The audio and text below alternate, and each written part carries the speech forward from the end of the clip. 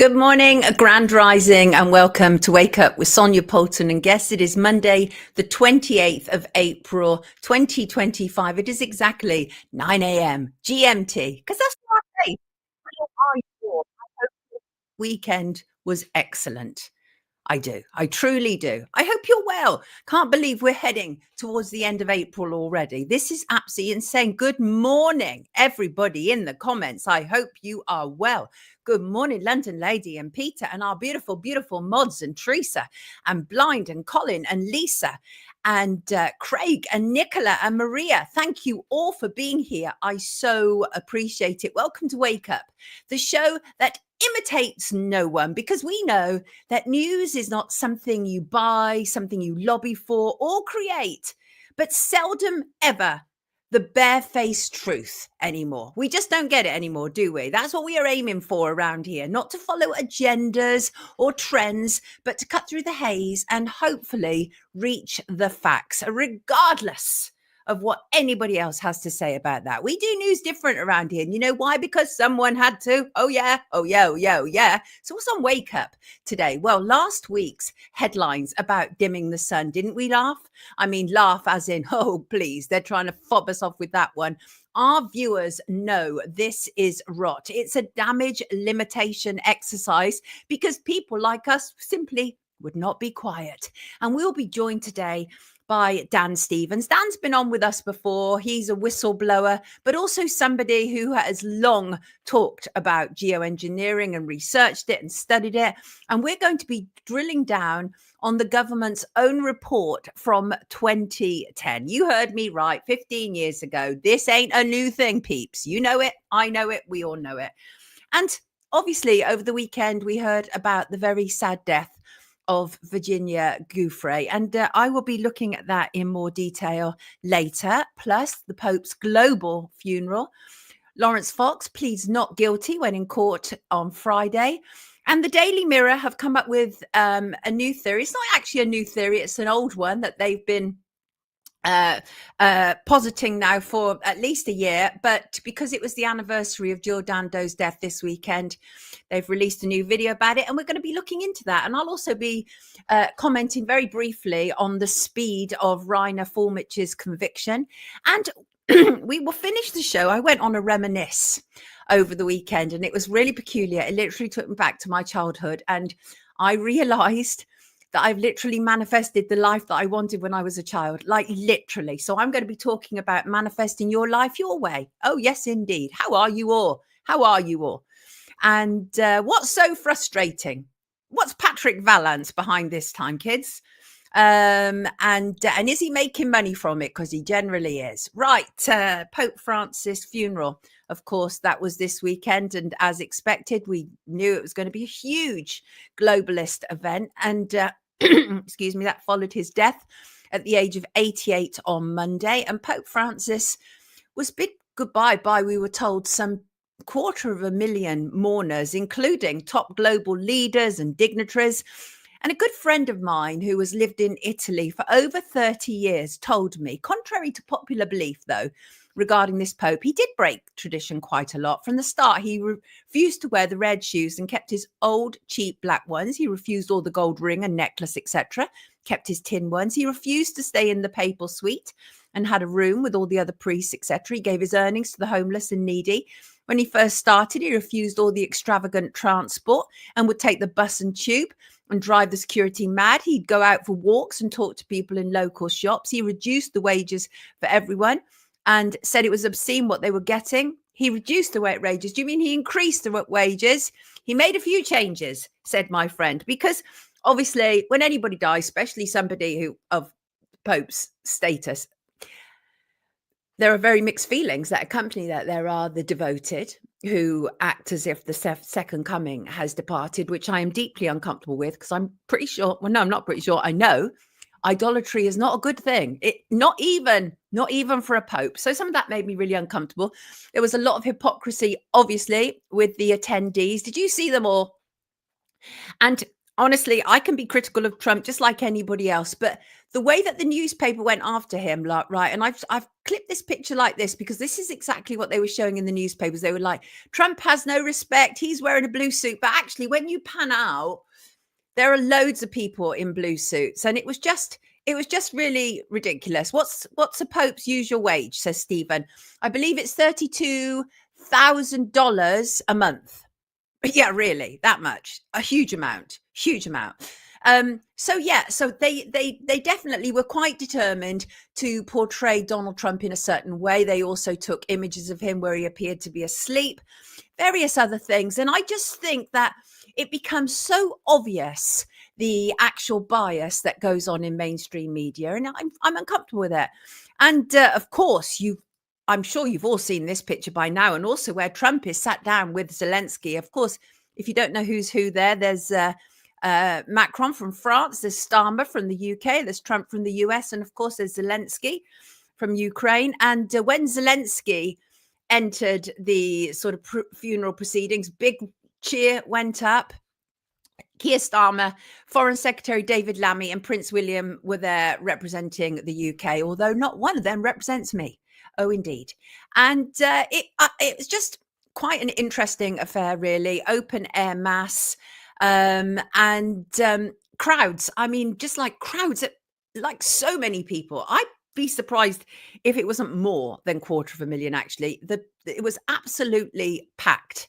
And so what happened is, as the Pope's coffin was carried out of St. Peter's Basilica by these white-gloved pallbearers, accompanied by more than 200 red-robed cardinals. Now, for anybody outside of this, it all looks really kind of quite creepy. It's not my gig. It's definitely not my thing at all. But I do understand that there is a great deal of symbolism that takes place that Catholics can explain. I can't. And a lot of people outside of it who don't understand it immediately believe it's satanic, but Catholics will explain it. So what else? It was also interesting. Trump gave away rather a lot of information to the press corps who went to the Vatican with him, because it was Melania's birthday, her 55th birthday. And these journalists were saying to him, are you taking her to dinner? Did you buy her a present? And he said, yeah, we'll be going to dinner on Air Force One, which I think they were on actually when he was talking about that. And no, I didn't buy her a present. I haven't had time. And it's honestly a weird relationship, of course. By this stage, she is literally showing visible signs of detesting him, but she's just clearly decided to play the game this way. I don't believe for a second they are any longer a legit couple. Not at all. And it was interesting. Julian Assange also paid tribute to the Pope. And he took his family, his wife and his 2 children to Rome. And the quote from his wife is, now Julian is free. We've all come to Rome to express our family's gratitude for the Pope's support during Julian's persecution. Our children and I had the honor of meeting Pope Francis in June 2023 to discuss how to free Julian from Belmarsh prison. Francis wrote to Julian in prison and even proposed to grant him asylum at the Vatican. Again, as I say, very mixed feelings about the Pope. Very mixed feelings. But yeah, there you go. And Reiner Fuellmich, I must attempt to get Jamila and Kirsten back on with us. They're obviously journalists and citizen journalists who've been following the court proceedings of Reiner Fuellmich. He was convicted on Friday. Former German lawyer, well, still a German lawyer, regardless of whether he's been convicted, who stood up during C19, accused of embezzlement, convicted on Friday. And I'm going to quote from Kirsten, who wrote, when proceedings of such magnitude conclude with a verdict delivered with such striking speed, barely an hour after the last word, it raises profound doubts about the independence of the judiciary. When critical voices must be silenced under the pretext of defending the rule of law, a crucial question arises: to whom does this rule of law still belong? The handling of requests for evidence, the selective admission of witnesses, and the characterization of pre-trial detention as extraneous to the trial demonstrate a worrying structural imbalance. Those who instrumentalize the justice system for political ends undermine public trust. And it is not only Reiner Fuellmich who pays the price, but each and every one of us. And what was outrageous about that, apart from the conviction, of course, is that the time that he's already served is not going to be taken into account, which is outrageous, frankly. Outrageous. Morning, you. You didn't know I did streams. Morning, all. Yes, I do. I do streams 3 times a week, you. So welcome. Welcome. Ray J says, rule of law doesn't exist anymore. It's a rule of government needs now. Right. Got you.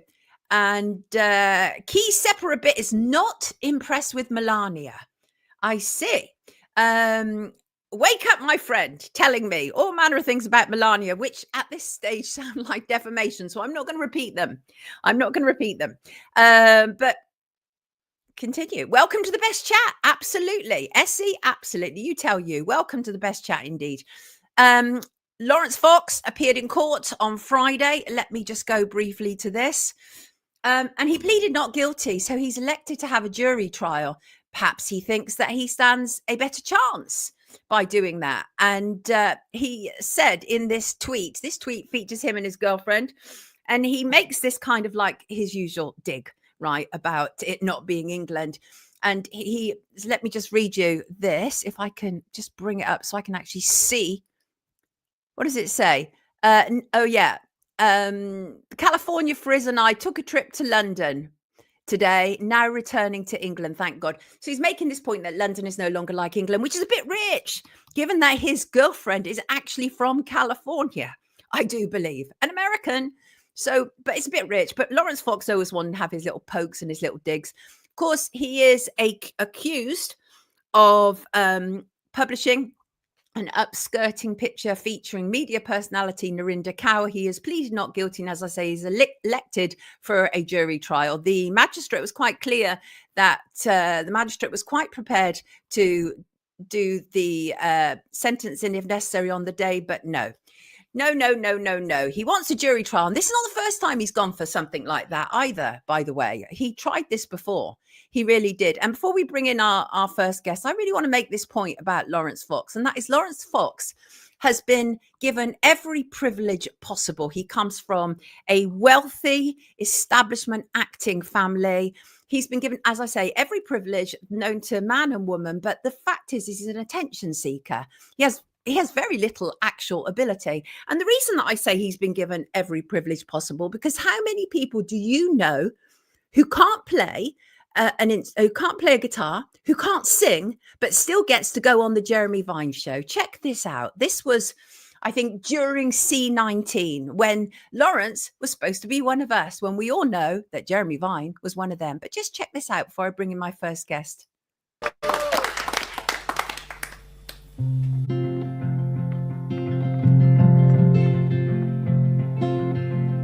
They have put something in the water. They seek a cure for the conversation. They stole a march on your indecision.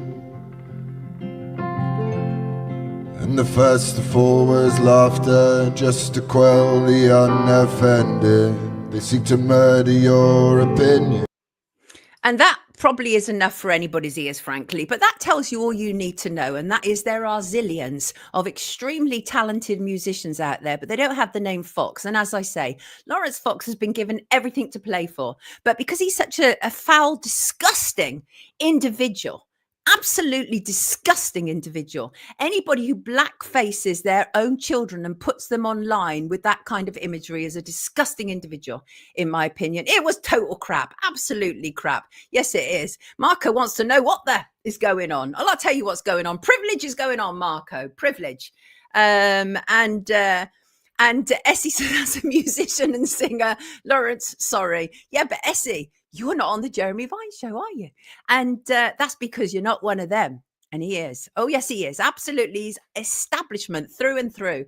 I want to bring in our first guest. Well, actually, he's our only guest today, because I wanted to give a bit of extra time to this because it's so darn important. We know it. So let us bring him in. Here he is.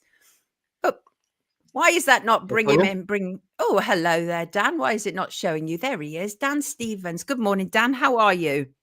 Yeah, I'm good. Good, thanks. How are you? Really good. Good to have you with us. Of course, you've been with us before. I mean, a number of times you and I have talked on and off over the years, but you're particularly with us today because obviously we're all seeing this now. It's all over the place. And last week it all started. UK government been given permission to dim the sun. And I looked at all the headlines, see the legacy media come out in lockstep. And I'm like, what the hell is going on? We've known this has been going on for years. Dan, why do you think they suddenly decided to publish all of this? Well, I think they've got to, really, haven't they? I think it's at the stage where so many people realise what's going on with this that, you know, it's impossible to hide it anymore. I think that's really what's gone on. And obviously that's part of a larger agenda. You know, we've spoken before on this, and the US government and the US military agencies published a document back in 1996 that entitled "Owning the Weather by the Year 2025." And the objective for that document was to explain how they can weaponize the weather, and that for various reasons, whether that's, you know, domestic or non-domestic.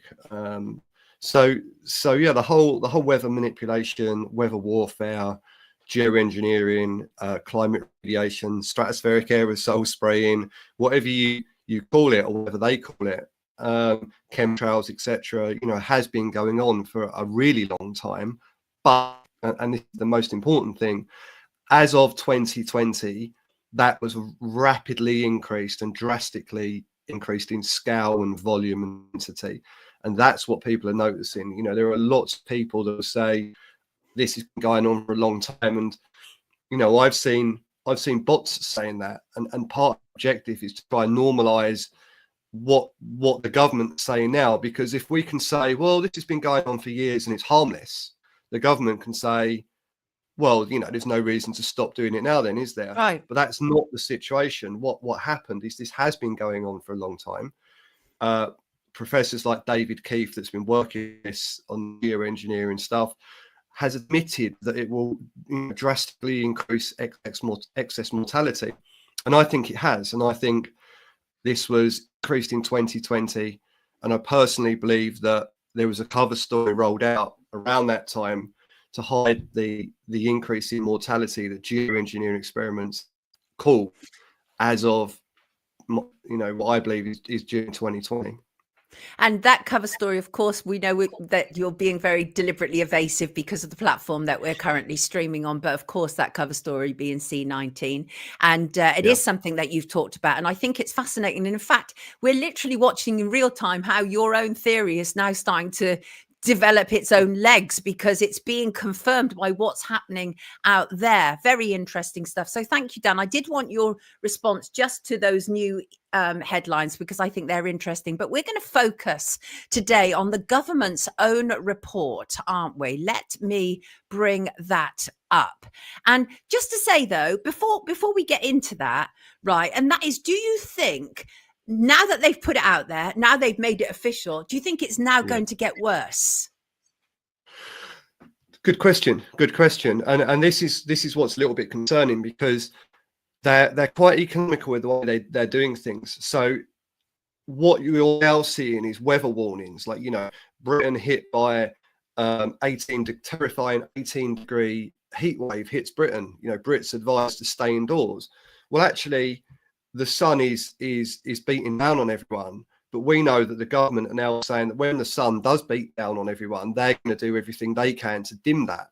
Now, if the government are trying to dim the sun, potentially a sun that would have been maybe 25, 30 degrees, if they're dimming that down to 18 degrees, and the substances they're using to dim that sun are toxic, then it would make perfect sense, this headline. You know, that these people are not stupid. Headlines are done for a reason, and what they're telling you to do is stay indoors when it's hot. Now, if you sort of comprehend that what they're spraying when it's hot is toxic, and the question is, does it make sense to tell the public to stay indoors while they're spraying the toxic sprays? So these headlines do make sense on that basis. Right, exactly. I mean, the funny thing is most headlines make sense once you understand what perspective you need to be looking at them Mm, from and not just take them at face value. Should we mm. get to the report? I can bring it up on the screen and we can start to Yeah, work absolutely. through it. Because obviously, this is, and you've referred to this report before, you've commented on this report before, but we're really going to go Mm. in on it today. And let me just remove that and let me just see if I can bring that up onto the screen. There it is, the regulation of geoengineering. Dan, this was from 2010. Yeah. Yeah, and this was part of a larger set of documents. There's another document called engineering. It's like the fourth report, and that document named engineering.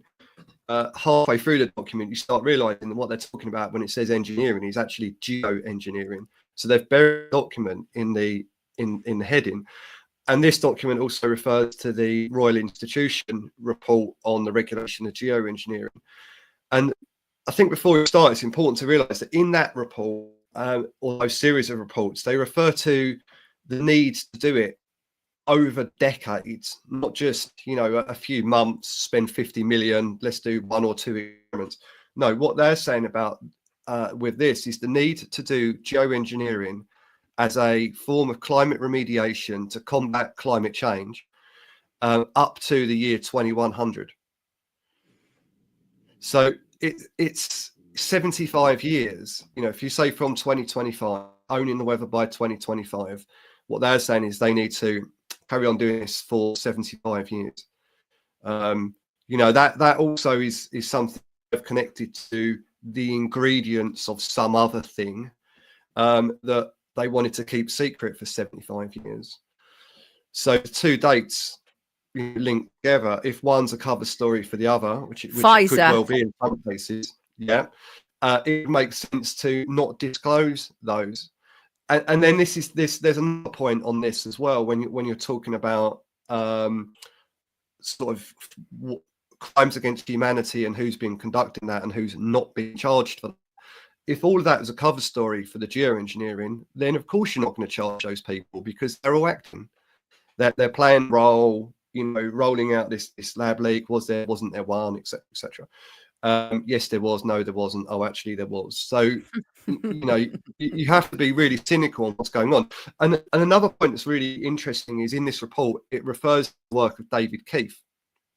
So David Keith is a professor, and he wrote a paper on excess mortality caused by geoengineering. So if you start to think along the lines of geoengineering is all that's really been going on over the last 4 or 5 years, and excess mortality goes up as you engineer.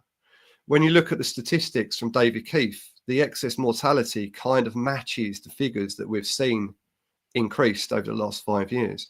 So if geoengineering is going on and the other stuff hasn't, then it's geoengineering that's causing that excess mortality. And that excess mortality, almost to the thousands, matches what Professor Keith is saying would happen when you start geoengineering. So the House of Commons report is interesting because there's a line in there where they talk about the need for a large-scale geoengineering operation. I'm not sure if you got that there. I have. A large geoengineering test could have global repercussions. Deployment certainly would. That's what you're talking about, isn't it? Yeah.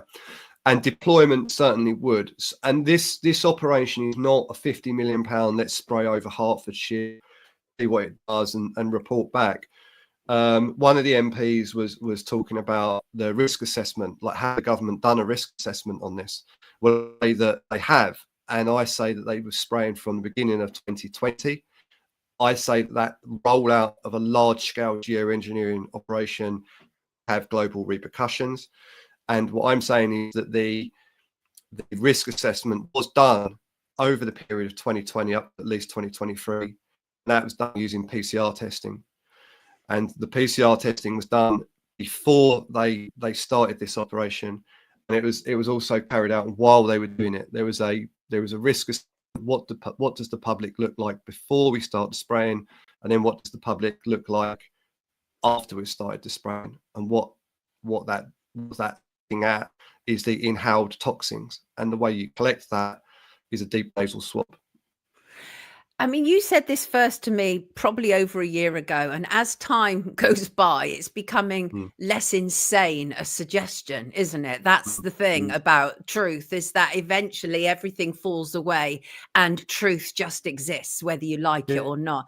And one of the things that you said about this particular quote is you said they're not referencing, and you've already alluded to it, they're not referencing a 50 million experiment, right? This is about a mm, global scale operation, yeah, but we are being told only to look at the UK. The UK is dimming the sun, right? yeah. And as you read through the document, you can see that the document are being collaborating with the US, and also you can also argue other things here as well. Is that the whole concept of geoengineering the weather, it is a cover story in and of itself, because this report refers to other reports, and obviously, you know, I mentioned at the start of the show the 1996 document that the US military produced, which is entitled "Owning the Weather as a Force Multiplier" by the year 2025, and it's a brilliant grift, isn't it? Because you start geoengineering the weather in the late 70s properly. That becomes effective through the period of like 1980s, 1990s into the year 2000. And as people are noticing the operations that you're running, which are designed to change the weather, you can say that's climate change and lobby for funding to then further finance the military operations that you're doing. And then you can hide those military operations through the funding via NGOs, because what you're doing is you're covertly manipulating the weather through the military. You're then moving that weather manipulation into the mainstream. The mainstream are then being told that's climate change. And then the mainstream being lobbied for taxes, and the taxes are then being used to continue your military operations. But that's being done in the public sector. And then there's no scrutiny on the public sector. So it's a brilliant grift. You manipulate the weather as a military, you push it into the mainstream, you then lobby for more money and more money and more money. And when at the point where you are in 2025, where you've got a complete grip on weather manipulation, you say, right, we're now at the point where we're going to start manipulating the weather to combat all of the changes that we've been doing over the last, 40, 50 years. It's genius, but it's utterly insane at the same time. Let me just throw this in. Jennifer says, isn't geo the same as HARP? Yeah, I think when you read these reports, the House of Commons particularly, and the Royal Institution, they focus on what is and what isn't geoengineering. And the other thing that we're not really focusing on here is what other forms of geoengineering is happening. The HARP, we know, is ionizing the upper atmosphere. There is a concern that as you're ionizing the upper atmosphere and you've got aluminium and iodine particles in the upper atmosphere, that's then turning them slightly radioactive. So the radioactive fallout is also falling on the population. So it's not only silver, iodine, and aluminium, it's ionized aluminium and ionized silver, iodine, and that is potentially radioactive. Now, another interesting point on that, in terms of being a cover story for other things, King's College University wrote a paper in around about 2007 on what you would do if there was a level radioactive fallout across the UK. One of the things they recommended was shielding. As we see in X-ray centres all over the country, there's always radioactive shielding now. Now, lead is the best, of water actually is the most effective thing, followed by lead shielding, and then closely followed by perspex shielding, and finally followed by paper shielding. So let's assume that you ionize the upper atmosphere with HARP. That's ionizing the silver, iodine, the aluminium that's being pumped into the atmosphere. That starts falling out on the public, but it's fairly low level. One of the things that you would do to protect the public is social distance the public, right? The social distancing would be moderately effective unless you're working in a checkout, because you're social distancing behind with people and constantly being exposed to low-level radiation, which is being carried by the population. What the King's College University program recommends is perspex shielding, where you're exposed to low-level radiation. Now, the public are not exposed to low-level radiation per se because they're being separated. But if you're on a checkout and you're in at a checkout and you've constantly got Mr. and Mrs. Smith coming through and they're carrying a low-level radiation, you're being exposed to low-level radiation non-stop, which is why it makes sense to put perspex screens across the front of checkouts, because that is the guidance that's laid out in 2007 by the King's College report on this. So the more you look at Exactly. The more it starts to make sense. I mean, that's the thing again about time, is that it does reveal all. It is a grand revealer. When I went through the regulation of geoengineering again last night, I haven't read it for a while, and I noted really that the only MP who was almost a current MP, which is Nadine Dorries, she's part of that report, the regulation of geoengineering. And obviously she was part of the government up until the last election, but I think everybody else has kind of fallen by the wayside. But that doesn't mean that this isn't continuing, because this was actually the 5th report, right? So is there anything more recent since 2010 that we know of? It seems to have fizzled out. It seems to have gone underground. And I think the reports are quite clever as well, because the report is talking to people in government, in House of Commons, that might not necessarily know what is going on and might just be useful idiots. And the report refers to issues and concerns they have, and one of the issues was that, you know, they're basing this on climate change, and they have something called Plan A and Plan B. What they say is the reason for not the public about geoengineering is, one, because they know there will be mass public pushback on it, and that's obviously what we're starting to see. And the other thing is that if you tell them there's a Plan B, and Plan B is climate remediation in terms of blocking out, dimming the sun, blocking out the sun, marine cloud whitening, all the other things that they're talking about, their concern is the public may just stop playing along with Plan A. Plan A is, you know, carbon reduction, recycling, society doing their bit, using electric cars, all the other stuff they're talking in your traditional combating climate change. So what they're saying is that we want to keep Plan A going, but we're aware that if we start telling people about Plan A, they're going to stop doing Plan A. You know, this is what you might see now. People might say, actually, the government are able to dim the sun, so why do we need to play along with all of the other stuff they're talking about to reduce CO2 emissions?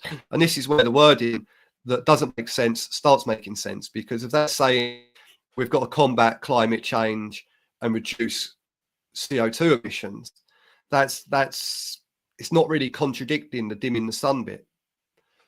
So they're being clever in the way they're spinning all this, and that's why all those nonsense headlines finally start to make sense, because it's like any lie. The bigger the lie, longer term the lie, the more complex things get, and the lie just perpetuates and spins, and you know, basically you get to a point where you can no longer hide it anymore. It becomes so evident that it's so evident, absolutely ridiculous. Anybody want me to believe that the sky looks the same today as it did when I was a child? It's absurd, and I just won't accept it. But here's the thing, Dan, is that obviously some people are late catching up, and some because people cannot believe that this would be done to us. It's very hard to understand the actions of psychopaths and sociopaths, Dan, if you're not one, right? If you're just a regular human being.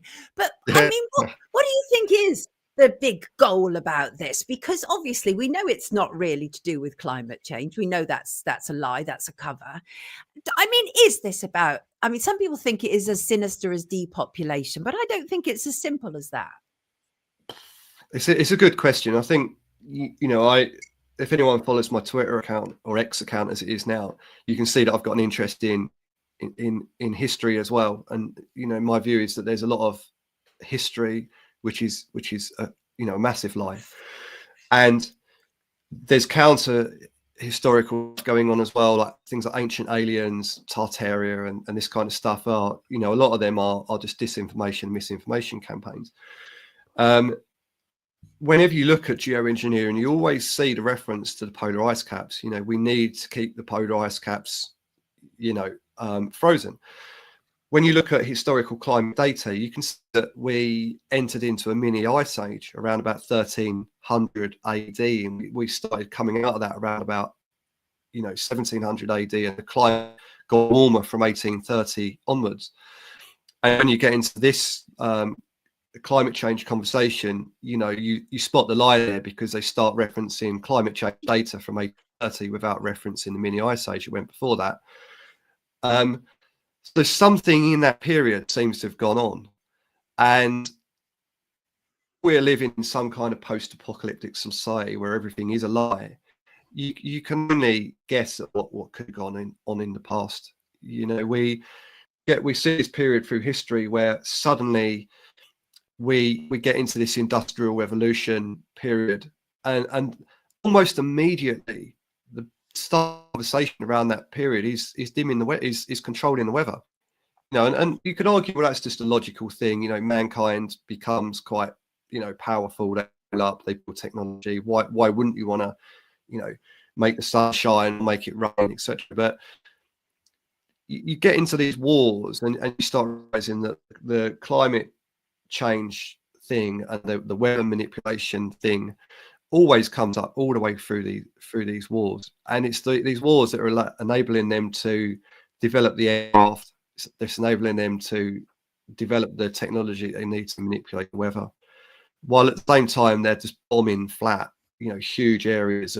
And I think Vietnam was subject to more bombing in that small area than all of the bombs dropped in the whole of Europe across World War II.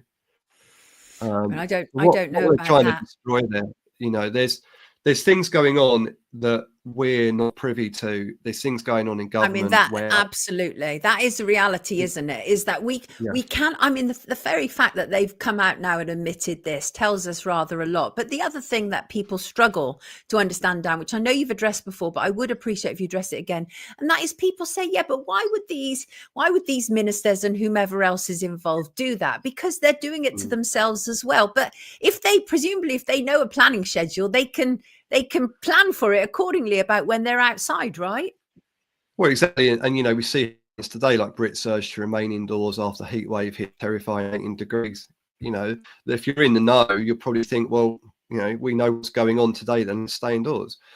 And this is how they work. And the lies are compartmentalized as well. It's not everyone in government that knows what's going on. There's layers of who needs to know, and and there's corruption that goes. Well, the interesting thing is the stuff around Robert Kennedy and the Kennedy family as a whole. And recent tweets by Kennedy, I think yesterday, put out tweets saying we're going to stop this. I was going to ask you about that. Yeah, go on. Yeah, is there true intent around that, or is there not? I've been following a lot of this stuff in the US for really since 2016, late 2017. And the volume of lawfare that's going on out there, to me, suggests that not everything is theatrics and act. I don't think you'd need to go to some of the lengths that we've seen in low-level litigation deal with these people that are trying to expose what's going on in the US. For example, people like Sidney Powell, who's been quite active in the election fraud stuff. The US bar tried to remove a license to practice. You wouldn't really need to be doing things like that if this stuff was all staged and planned and everyone's reading off a script. So I do think there is genuine. I think every human being on this planet is evil. You think every person is evil? Did you just say? Did I just? No, I said I don't. I don't think every. Okay. Know that from the stuff we're doing. We wouldn't be having these kind of conversations if we were all part of this sinister plot. Absolutely. I've been having this conversation now for about 15 years, Dan. I'm in no doubt whatsoever. I've been called every name under the sun, and you can testify what happens online when you talk about this stuff, how much you get hit with bots. Yeah. The bot campaigns are there to debunk people and influence people as well. I had a parody account set up of me trying to sell some sort of 77th degree 33 degree Freemason because there was a photograph of me with my crossed, and it's bizarre and it's insane. And the problem is the people that are doing good things here are being subject to those kind of, you know, campaigns where these bots are trying to say, don't listen to that person, that they're in on it, etc. So, but that's exactly what you do, wouldn't you? You know, if you're running these kind of nefarious operations, the people putting it out, yeah, you know there's no legs in saying, look, don't listen to Sonia Poulton, she's a conspiracy theorist, because actually that's a stamp of authenticity these days. Yeah. So they need to do other things, and I think, you know, we've touched on spirituality and spiritual things before, you know, and I've obviously seen you speak in person, and I think one of the things that you said in the chat was that we're going to need some kind of unified global event to really wake people up. Oh yeah. And I think personally, the realization that the last 5 years may have only been about geoengineering is that event. That's kind of mind blowing. But as you said, that if we allowed for that to be the fact, they've already been presented rather with decades of cover stories, like literally decades of cover stories. It's tailor made, isn't it? And, you know, as I say, you know, people can agree or disagree with you, but you keep coming back and bit by bit, things start to make a bit more sense. But Dan, where from here? Because there's like a petition going around, but what's a petition going to do? This is already, is already in place, isn't it? Yeah. Like I personally don't believe these petitions are really going to achieve anything, and it gives you a bit of an idea of what's going on. I've encouraged people to sign that petition, not because I believe that it will make a difference, because if it's been doctored. When I looked at the petition, it only had a few thousand signatures, and I think that petition is actually being used as a tool to make it look like that many people don't really care about this. Oh, that's interesting. That's suppressing the figures. Yeah, I think they're suppressing the figures. Look, you know what? Here's a thought as well on all this kind of like manipulation of the public. When we saw the pandemic begin, really quickly, there's people printing sticky labels that were being posted around London on the underground tube stations, and these protests were being gathered really, really rapidly, and all the other stuff. But you're not seeing that with geoengineering. So for me, I believe the desire to stop this is really, really large. And I'm kind of surprised that the resistance isn't gaining as much resistance as you saw through COVID. But what that's telling me is that the resistance we saw gain momentum for COVID wasn't organic in any way, shape or form. No, they had to use a minimum that we know of was 122 million that they used of taxpayers' money to coerce us and frighten us into following rules. So it definitely wasn't organic, not at all. It was an agenda, 100%. Yeah, and those people sort of rising up against that and protesting, I don't believe those protests, those anti-lockdown protests, were organic. I think when it comes to geoengineering, everything is going to have to be organic, and it's going to have to combat the suppression as well. I don't for 1 minute believe that anyone with any ounce of sanity would accept the government dimming the sun if they knew the fallout from that is potentially radioactive aluminium and silver iodine and all of the other stuff that goes with it. And interestingly enough, David Keith's statistics on excess mortality is only based on them using sulfate to dim the sun. And sulfate is a lot less harmful than aluminium and silver iodine. It's especially less harmful if those are all ionized and become radioactive. Now, that obviously then explains a large increase in cancer, doesn't it? It may potentially explain a great deal. Jan was asking in the comments, don't they need permission to experiment on us? And other people are responding. I mean, how would you respond to that? Should they? Do they need permission? They're preying on public's naivety there, because the permission's already been given. It's in the report. 2009, they say that the need to roll out a large-scale geoengineering operation is there. They're going to do it. That's the point of the 2009 report. They say they're going to do it, but it's a gaslighting exercise, because they don't necessarily say we want permission to do chemtrails. what they say is that we need to define a subject, and that subject is geoengineering. We need to define what that includes and what that doesn't include.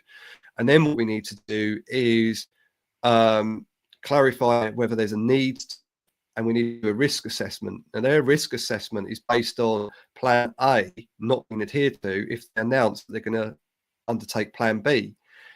In the report, they say they're going to undertake plan B, but they're not going to tell the public, for the basis that if they tell the public, everyone will stop buying electric cars and unleaded fuel and all the other stuff that goes with it.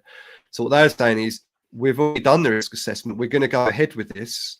We're now at the point where we can start this.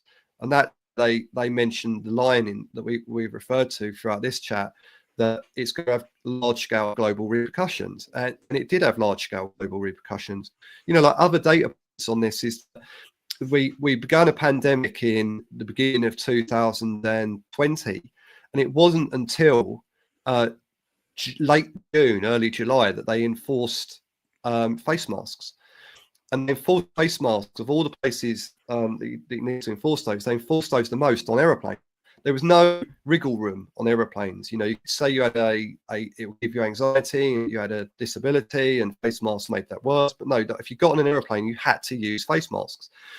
The issue is when they're spraying this stuff, it is designed to stay in the upper atmosphere for a while. And the most toxic place you would find it is in the upper atmosphere. When you're flying, they recycle, like the cabin oxygen is 50% recycled from internal, and the other 50% of the oxygen is external, brought into the aircraft. Now, if they're spraying this crap up there where you're flying, and that's being brought into the cabin, and the N95 face masks, the minimum particle size of PM2.5, I think, that is the size of what they're spraying. So they enforced the face. My view is they enforced the face masks on the aircraft because they knew what you would be flying through, and they knew you would be flying through this. Interesting, very interesting. It's been fascinating to have you with us this morning, Dan. I've got to let you go just because of time waits for no man or woman or anything. But have a final say. Well, I think people need to park the pandemic stuff aside and start looking at what was really going on there. Look at should you stay indoors when it's hot? Well, that's what they're saying right now. Should you wear a face mask that only protects you from PM2.5? Not for a virus, but if they are spraying aluminium silver iodine into the air, look at the particle size of what you'd be breathing in. What was going on there? Why were athletes collapsing? Well, athletes are breathing most of this in, aren't they? Because they've got high VO2 max, they've got high training levels, and they're outside breathing this stuff. Is it a surprise that all the athletes started collapsing? Was it a surprise that we saw respiratory issues in athletes?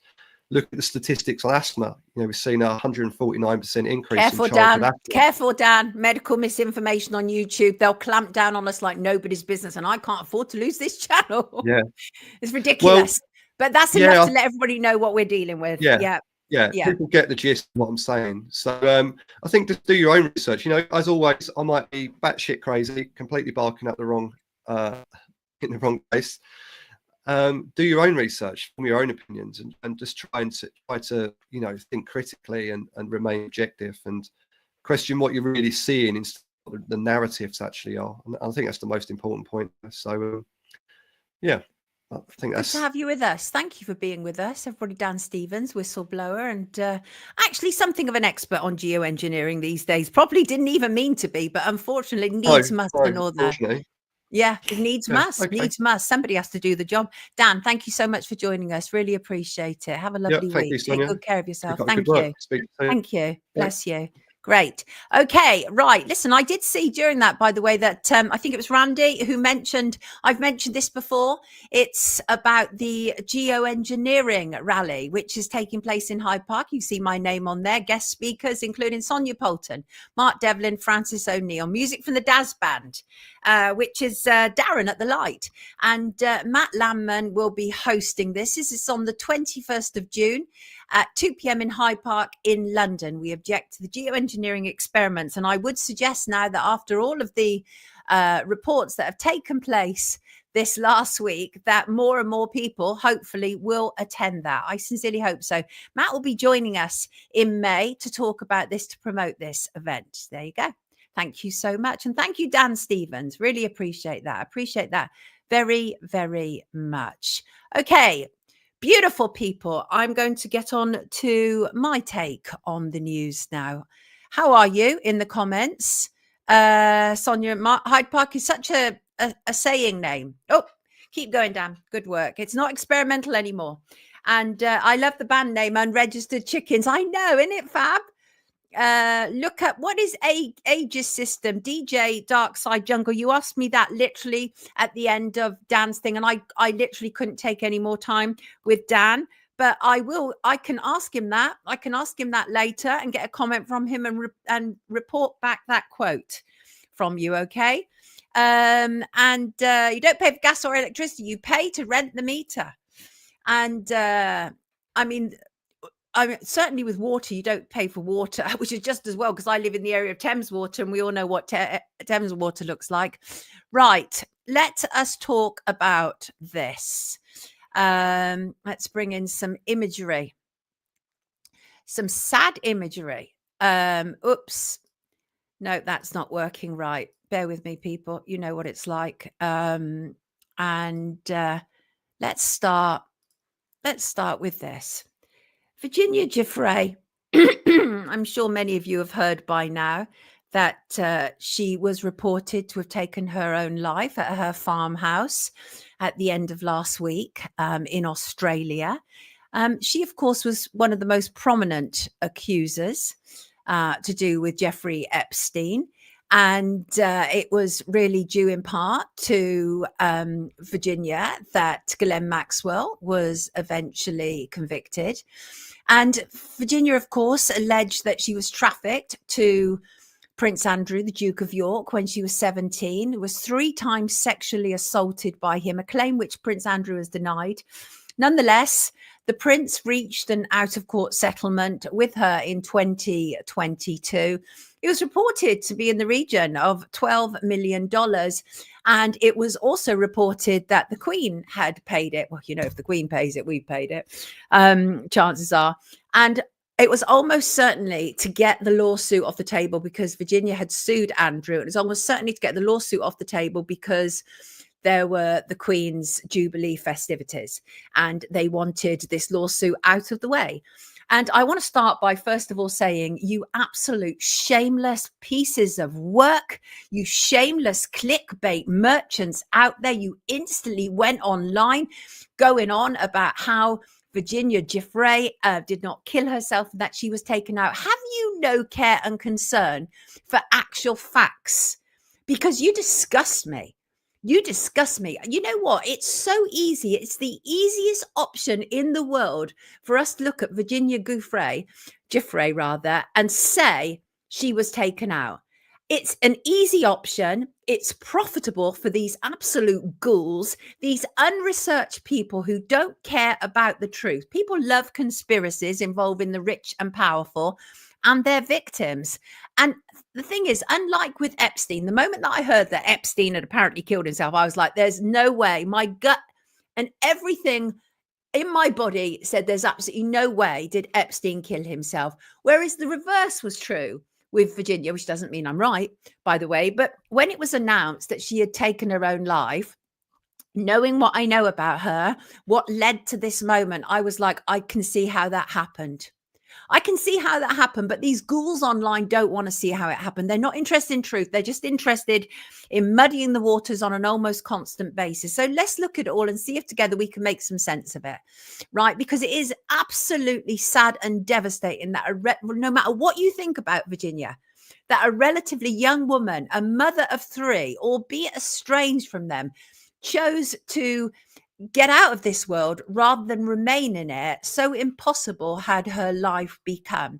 So it was reported that her time of passing was Friday. Actually, it would appear that her date of passing was Thursday, April the 24th. And this is not something that these idiots online are interested in, but her brother was actually at the farmhouse with her when it happened. Obviously, presumably he didn't see it happening, but he was there with her. Emergency aid was given to Virginia. She passed at the scene. She was declared passed at the scene.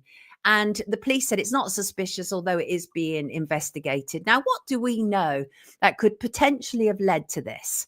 Well, she was estranged, or she was separated from her children and her husband. There were suggestions of domestic violence.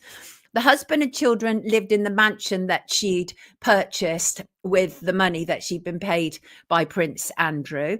She was staying at a farm nearby, near Gabby, and it was an allegedly abusive relationship. And she had posted online prior to her death that she missed her children. She said that her beautiful babies were being poisoned with lies. I miss them so very much. And a little bit about her history. She has a number of half siblings like me. Actually, I think I draw a lot of parallels between my life and Virginia's in some respects. She comes from kind of like lower working class background. And I think that what happened from a very early age, well, I don't think, I know because I've done my research, from a very early age, she was neglected. And probably from about the age of 7, from the age of 7, she was molested.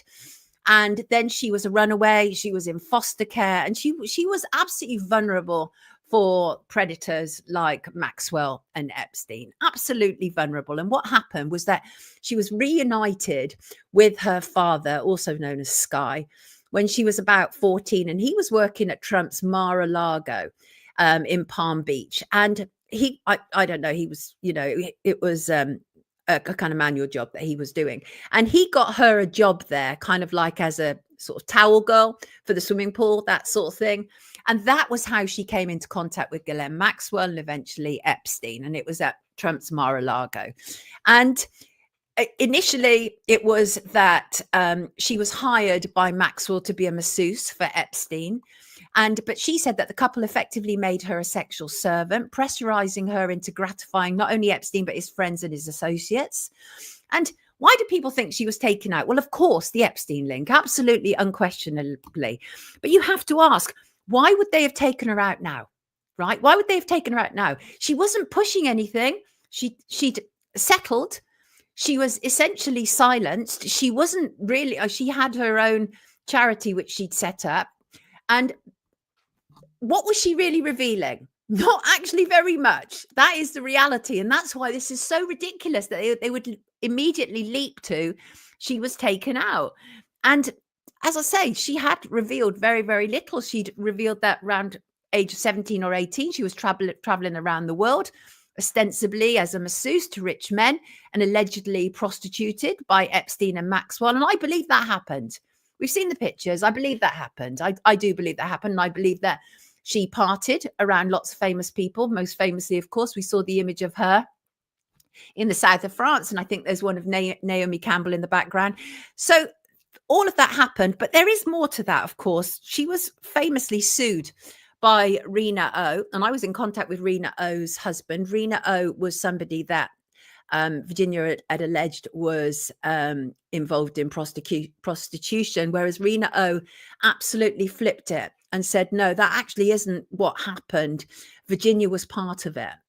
She assaulted me in front of Epstein for his pleasure, and she was procuring girls. And this has been said over and over again, that Virginia was very much involved in procuring girls. And I believe that's true. I believe that's true. I've talked to enough people now to get a gist of it. And that's because she was very young. I'm sure she was completely overwhelmed, coming from the type of background that she did. Again, very similar to mine, quite a lot of, problems within the household. And I'm sure that she was really impressed by the great riches that were taken there. And of course, the great irony, of course, is at the end of her life, she had all the riches. She lived in fabulous properties and all those things, but she couldn't escape her past. And it's really, really, really sad.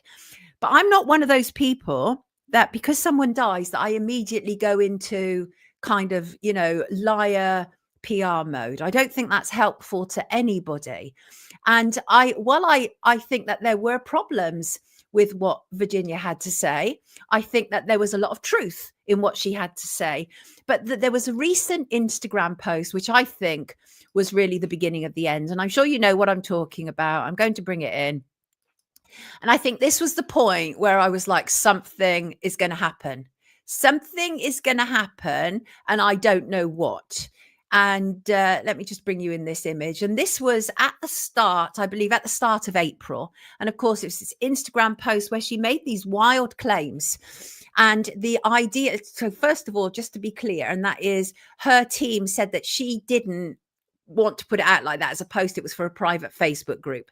But either way, she posted this picture, and with this picture, she talked about a bus coming at her at approximately 70 miles an hour and led people to believe via that post that these injuries that she appeared to have sustained were as a consequence of being hit by a bus. Well, that was pretty much denied in its entirety, not only by the driver of the bus, not only by the woman who was actually in the car with her, but also by the local police. But I think that this was something else. Because when you look at this picture close up, and I've zoomed in on it, this picture has been distorted. It's been played around with. This is not a legit picture as it stands.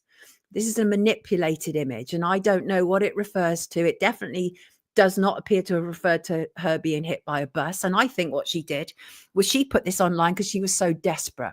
She was desperate because she's separated from her children. And the other thing that I think is also interesting is that she was scheduled to appear in court on April the 9th. And that was then delayed. And she was scheduled to appear in court on April the 9th for allegations of breaching a restraining order regarding her family, her husband and her children. So clearly a lot of stuff had gone on in that house, clearly. And the thing is that when you have a history like Virginia's, unless you get real help, like proper help, you will carry on carrying it. And eventually the burden will be too great. But not for a second do I believe that Virginia has been taken out. Not for a second. I do believe that Virginia chose to end her life at her own hand. That is my position at this moment. And subject to any other information, that's where it currently will remain. And I really hate these very poor faith actors online who sharing this tweet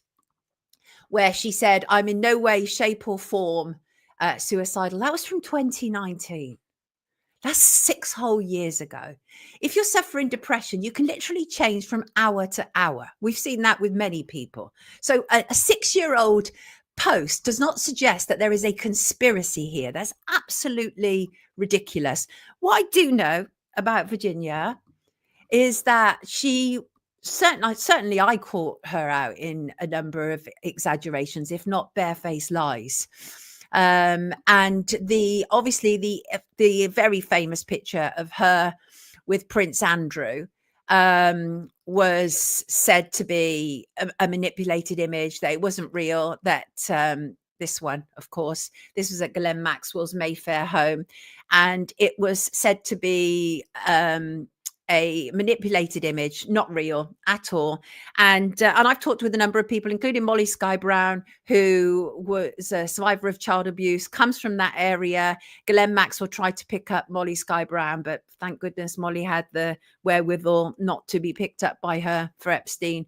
But Molly Skye Brown was subject to a lot of anger and hate from people like Victoria. Molly Skye Brown approached Victoria and said, I have some information for you.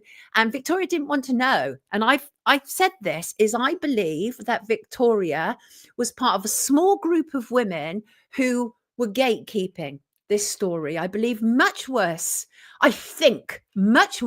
took place than the abuse of late teen girls who were employed as masseuses, who were employed to massage rich and wealthy people. I think much worse took place. And part of the problem, again, I go back to this whole idea of what was Virginia actually revealing? What was she actually revealing? Because even her story about Prince Andrew in the UK, if she slept with him at the age of 17, that would not be illegal. It would be yucky and nasty, the fact that he had 2 daughters roughly the same age as her, but it's not illegal. It was not illegal. And I always felt that the story that these women came with was about gatekeeping the official narrative. And bear in mind, Some of them have done very, very well, lucratively, very, very well from this, living in mansions, right? Virginia, very sadly, was also on pills for decades. And she, as I say, she'd not seen her children in months. And why was she restrained from seeing them? And it was well known because she'd never really hidden it, but she'd been taking pills since she was with Epstein. And as I say, she was due in court, but it was delayed until June. Her husband was also facing separate charges for inadequate storage of guns.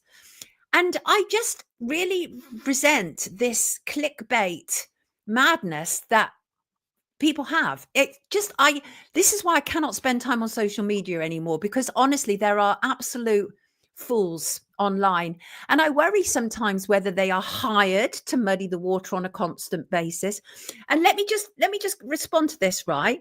And that is, first of all, I think one of Virginia's problems, not only being estranged from her family, but I think the moment that she accepted that money from Andrew, I think she realized that she had sold herself out. Because Virginia, like her family says, her family describe her as a warrior. Virginia very much saw herself as a warrior, but unfortunately that failed when she took the money. It absolutely failed. And I know at the time when she took that money, she was like, I'm going to write a tell-all book and everything. And also bear in mind that she was somebody who accused famous lawyer Alan Dershowitz. Alan Dershowitz represented Weinstein and Epstein.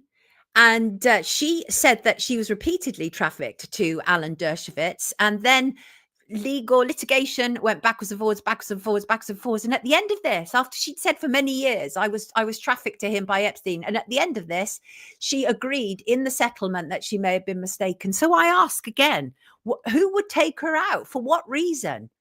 She agreed to everything they wanted. Like literally, she agreed to everything they wanted. And she accepted that settlement. And part of which went to her charity, Speak Out, Act, Reclaim. A charity for survivors. And I'm not saying she didn't do anything for survivors. I'm not saying that. I'm just saying she wasn't a threat to the establishment that people seem to think she was.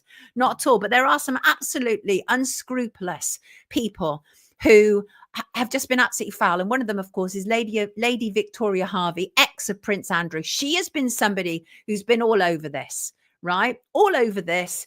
And she's like, you know, she's a liar, blah, blah, blah. And on the day of Virginia's death, she posted, when lies catch up to you, there's no way out. Absolutely reprehensible. I believe that Virginia Giuffre had a very, very fragile mind state. She was heartbroken, being separated from her children. I believe that image on Instagram was a cry for help, saying, please, probably to her ex, probably to her husband, please have some pity on me. This is where I am. I'm broken. And her family expressed fears that she was going to do something to herself. They said that her mental state was extremely fragile. Her own father said she's very depressed and in really bad shape. Her family knew. Anyway, Victoria Harvey, who is a piece of filth and whose job is absolutely to see Prince Andrew exonerated throughout this, she then, 2 hours later, she announced on Instagram that she was pausing her posts about Giuffre for the time being. What a piece of filth. What piece of filth. I was not a fan of Virginia, but this is somebody who felt so desperate that despite having healthy children, had been in marriage for a very long time, which many people say that she should have walked away from, but who knows? She went through all of that, but also she struggled with the way that she was mocked over that picture, the bruised picture. And she was like mocked all around the world because people just knew it didn't make sense. And the problem is because Virginia had a history of being caught out on lies. That is the problem. And some people will maybe listening to this going, she's dead. How can you say that? I say it because I said it when she was alive. And I mean absolutely no harm to her or her family. But I do believe in honesty and the truth as much as we can. And I think Prince Andrew is absolutely screwed now. And I have no sympathy for him whatsoever. I don't believe his account on this story, although obviously it's never, ever been proven in a court of law. And the kind of palace sources, their attitude is he's drawing a veil over the scandal. He will never never be able to draw a veil over this scandal. He gave us an insight in that many of us already knew into the privilege and over entitlement of the royal family, how they feel that they can just do whatever they want and then they can buy people off. Well, that's what they did. They bought her off. And I ask again, why would anybody take her out when she was bought off? Why would they? And so it is really sad. But no one, I don't believe anybody is to blame for Virginia's death, including herself. Because when you get to a stage of contemplating ending your life, you're not really in a sound place. And that's why they outlawed the idea that people commit suicide, because they said it's not, people are not committing an illegal act. So that actual expression is kind of outlawed. It doesn't exist as such. And certainly anti-suicide campaigners will tell you that the notion that people commit suicide is wrong, and we should really, because it's victim blaming, right? And Leanne Walker doesn't believe that she took her own life. You just heard me say all of that, Leanne, and you still believe that she was fine. But that's absolutely fine. That's absolutely fine, because we can do that. And we can disagree. I just really resent the way that people are so lazy online. I mean, it's like with this whole idea that we're the media is ridiculous. What's existing online now, certainly on X, is worse than legacy media. It's worse than legacy media. At least with legacy media, it's usually some semblance of truth that is attached to. Online, they're just making up nonsense. No, Shug, that's the reality. None of us will ever know for sure. But her brother was there. Her family are literally saying, we know that she did this. Her family, nobody is considering her family or her children in order to be able to promote this idea that she was whacked. Nobody, because people don't care anymore. I actually think people just don't care anymore. I think that the internet has made us so hard that when we hear news like this, it's like people put on faux tears. Oh, poor Virginia, how awful. Yeah, but what did you do for her when she was alive? Did you support her when she was alive? But very few people did, actually, who are now coming out about it. Very few people. I did listen to Kirby Summers, Ian, and she's of the same mind as me. And so is Ryan Dawson. And these are people who actually know the story, not just some loser on social media who considers themselves an influencer and just bangs out this nonsense. These are actually people who've gone into it over a long period of time. And I agree with both of them, both Kirby Summers and Ryan Dawson, that she ended her life. But the other thing that I did find quite disturbing is that the final pictures of her just don't look like her. They just don't look like her. And I want to just show you this. I thought, and there was one of her with her brother. And I just thought it's interesting because the image that she had posted of her bruised and beaten, that was the old Virginia. And then the most recent image that they posted of her, here it is. I just thought doesn't actually, you can see she's in there somewhere, but it's like she's gone. That's a very small picture, but you see what I'm saying? It's like that does not look entirely like her to me. The image of her face in hospital looks like she had fists in her face. I think she knew that they were going to take her out. Also, her family could be scared and protecting the children. We've got to be so careful, though, because what is that literally based on, that comment? Like, what is that? What is that comment literally based on? Like, I just think that the moment that we think of Epstein and trafficking, we automatically assume that somebody will have taken her out. And I just think it's lazy. We can all look quite different in photos. We can indeed. I just thought that was curious because it looked just so very different to her normal pictures. But either way, and I want to be clear about this, and that is she's left behind 3 children. She's left behind 3 children, and it must be devastating for them. So please, you're going to post whatever you want, right, on social media, but perhaps think a little bit more about the truth rather than clicks, likes, and subscribes. That's all I'm saying. That's all I'm saying. I'm sure there'll be more to come from that. I'm sure there will be much more to come from that. Okay. I want to move on to another story now, and I'm not happy about this. Jolyon Maugham, I'm sure many of you know him, an absolute piece of work. He's a barrister. And Jolyon became, well, quite famous for doing lots and lots and lots of crowdfunders and not winning lots and lots and lots of court cases based on that. But he most famously, of course, became known for, if I got an image of this, for beating up a fox in his garden one Christmas, right? Anybody remember this? Let me see if I've got it. Oh, I might not. There it is. No, that's an image of him. And I don't like this man. I don't like this man at all. And he's absolutely, pro-trans, and all about, kind of like children having access to the whole kind of trans treatment, etc. And he's now, quite worryingly, obviously, the whole Supreme Court ruling, which is not a new law. Women have always been allowed to have, well, not always, but women have long been allowed to have single sex spaces. So all the Supreme Court ruling did was actually clarify what already exists in law. But that's not good enough for Jolyon Maugham. And as I say, he very famously beat a fox on Boxing Day in his garden, 2023. And but he went online about it like all bravo, and I was wearing my wife's kimono and everything. It's a horrible piece of work, and I love foxes. Marcus, and I hear that. And so that's what he kind of became known for. But he's now actually suggesting, like, let me just show you. I read from this that he's literally calling for men to force their way into women's toilets, right? He tweeted, "I'm starting to think widespread civil disobedience is the most effective way to tackle Labour's policy of punishment beatings for trans people to please right-wing bigots. And this can't fall on the trans community. Cis allies too are going to have to start using the wrong toilets." Like, this is a barrister.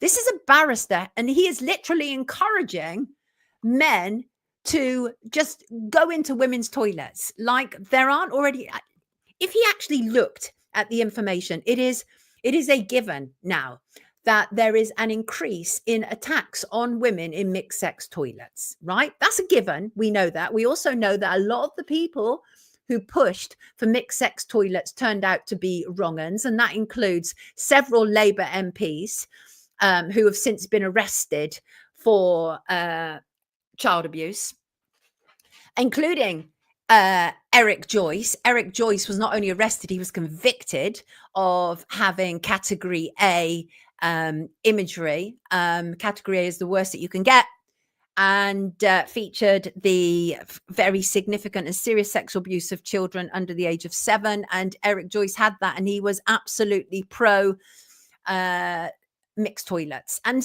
so there is a correlation between the type of people who vouch for this. And I'm not suggesting that is the case with Jolyon Maugham. What I'm suggesting for him is he's just one of these insufferable people who enjoy spending other people's money because it's a business, right? And that is, oh, I have a campaign here. Let me raise money, because it's a lot better than getting clients, right? A lot easier if you can get people incensed and upset online and get them to give you money. And that's what he's been doing now for the last few years. But this suggestion that people should be using the wrong toilets is appalling advice. And actually, I would suggest that the police should have a little word with him.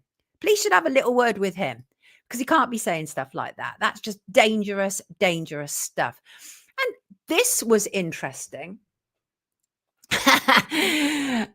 Key says, I invite him to try and get into my daughter's ablutions. He'll get one hand on the door before losing his teeth. Ex-screw, by the way. Got ya. Inciting violence. I think it is. I think it's very dangerous. Stroking an agenda, says Simon. And this is interesting, of course, talking about the trans issue. As we know, Labour MPs were particularly remiss around this whole issue. And I'm not party political. I am politically homeless, but it was a lie what Keir Starmer and co were saying in Parliament last week, this whole idea that the Conservatives did nothing. Actually, the Conservatives were the only party who were standing up against the trans dogma, the only party. The Green Party didn't, the Liberal Democrats didn't, Labour didn't. Reform didn't exist. And so they were the only party at the time throughout the last 5 to 10 years who have actually been saying anything. Jeremy Corbyn was hopeless. He was all part of the trans women are women. movement. But after that, it improved considerably. Keir Starmer was terrible, of course, we know that. But Lisa Nandy was also awful. She was an absolute idiot, and she said loads of ridiculous things. But she's now the culture secretary, and she's now saying that the BBC TV license is unenforceable and it targets women. Now, this is something that I've known for a very long time. If you look at the rates to do with TV licenses, women have actually been in prison for not having a TV license. It does unfairly target women, right? It's absolutely ridiculous. The annual charge is £174.50. I haven't had a TV license now for about 5 years. I don't watch live TV. Certainly not in my home anyway. And that's what you need a TV license for. And it's wrong, because the TV license covers the BBC, but it also covers all other channels for anything that you're watching live. Right. And so that's wrong. But it's interesting because they are now in talks, of course, as they do on a regular basis, about what they're going to do moving forward to do with the TV license. And she said that she's been concerned, particularly about the way vulnerable women have been targeted for enforcement action, and the BBC itself has accepted that. And this is all true. These are facts. She said, we know that there are a problem with the license fee system as it currently exists. We're about to kick off the charter review, and as part of that, we're reviewing the license fee. There's only one thing to do with the broadcasting license, right? And that is to defund the BBC, right? It's ridiculous. It is absolutely ridiculous that we have a broadcasting license. Let the BBC fund themselves. See how they get on. Because we know that the BBC has been a hotbed of child abuse for a very long time. We have been, anybody who funds the broadcasting license funds child abuse at the BBC. Funded Hugh Edwards, who was found and convicted of child abuse images, but was still paid his massive salary as the main anchor on BBC News, right? That's what the license fee people have been funding. These people, like Hugh Edwards. Okay, so I'm absolutely for a new charter saying it's time to defund the BBC. Let's see how they get on. And also, after what they did the other week, surely people have woken up to that. This whole thing there, they not only didn't take down the Eric Gill pedo statue, but they have protected it even more with a glass shield, which we've covered in a recent show. So the BBC spend license fee money in ways that are completely inappropriate. They're not spending them on TV programs anymore. They play so many repeats. Generally, the only thing that I've ever really kind of rated on BBC is their drama, but even their drama is often very much led by an agenda. And don't forget, we do know for a fact that 10 Downing Street often is in talks with the big broadcasters about their soaps and what is taking place on their soaps. There are agendas which take place on soaps, not just the BBC. That includes ITV and all the other channels. So think it's stopped now. I'm not sure what that means. Hello, everyone. Hope you're all great. Justin will play back. Hello and welcome. So talking about the BBC. So yes, absolutely. To fund the BBC, it's an outrageous tax. That's my opinion on it. Absolutely outrageous. And it is unfairly targeting women. So it's time to change that. And it's brainwashing. It is actually the arm of the intelligence apparatus. It's ridiculous for us to assume that the BBC is not state television, right? It's absolutely ridiculous. We knew in the 50s and 60s, because it was acknowledged finally, that MI5 and MI6 had been involved actually in recruiting people to the BBC. And are you trying to tell me that stopped? No, it hasn't, because about 10 years ago, and I talked about this on the podcast with Andrew Gold about 10 years ago, approximately now, I was given access to a BBC laptop, and I saw in that the correspondence and communication between the BBC News and number 10 Downing Street, which is obviously where the Prime Minister resides. So I saw that absolute complicity is going on. They're nature programs, Jean. They're nature programs, although even that is problematic. And I think one day when David Attenborough passes, I think rather a lot will be said. No, it wasn't. No, David Attenborough was fine. Who's the problem? No, am I confusing people? Who is the BBC's nature person? Oh, I'm thinking of Bellamy. David Bellamy was the man who was speaking out and was eventually kind of ostracized from TV. That's right. That's what I've got it. And David Attenborough became all-seeing king. So, yes, I think there'll be interesting things said about David Attenborough when he passes. We shall see. Maria said she'd pay not to have the BBC. So, talking about the BBC, of course, this weekend, and actually, I am just going to refer to that because that's absolutely true. Absolutely true. And that's what I say. Even their nature programs are problematic. Dark Commission says nature programs are full of climate change trash. That is a fact. Yes, he did. David Bellamy made the big mistake of saying it was a hoax, didn't he? He said the whole climate change thing was a hoax. Ostracized. You can't say stuff like that on the BBC. And don't forget, at some stage, Bill Gates has funded BBC. I think it's World Services. So Bill Gates, obviously, absolutely involved in all of this. So I want to just go on to a continuation of the BBC, really. And that is this weekend was the anniversary of the death of BBC's leading lady, TV personality Jill Dando, who was gunned down on her West London doorstep on 26th of April, 1999. She was just 37.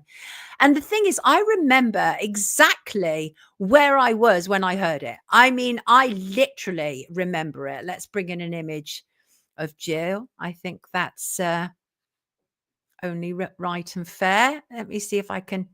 Where is it? Where is it? Oh, what am I missing here? Monday images. Let me just, bear with me, people. I think I'm picking up the wrong images here. I'll get them in a minute. But while I'm at it, I'll bring in this image of her where she's with Cliff Richard. So as I say, I remember exactly where I was. I was in my kitchen. We had a flat in Wembley at the time. Our daughter rather, was only 1.5. She was playing with toys in the front room. And I heard it on the radio and I literally just stopped. I heard, that she'd been gunned down on her doorstep, and it was only like a matter of miles away from our home. And I was in shock.